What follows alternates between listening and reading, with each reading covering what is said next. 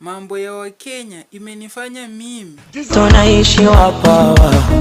Ukiwa Mkenya na ukatie demu akukatai, huwa unafanya nini? Unakataa kuwa demu yangu, naenda kwa mrogi na kuroga unakufa. Chesu. Sasa baada ya kumroga afe, ni nini kitakachofuata? Na nakuja kwa mazishi yako kukula na kukunywa ni kucheke ukizikwa. Nyasaye, ukikataliwa umekataliwa bro. Sasa nuksi ni ya nini? Unaringa nini? Anaringa manake hana hisia na wewe brother. Na sura mbaya takuliko mbuzi.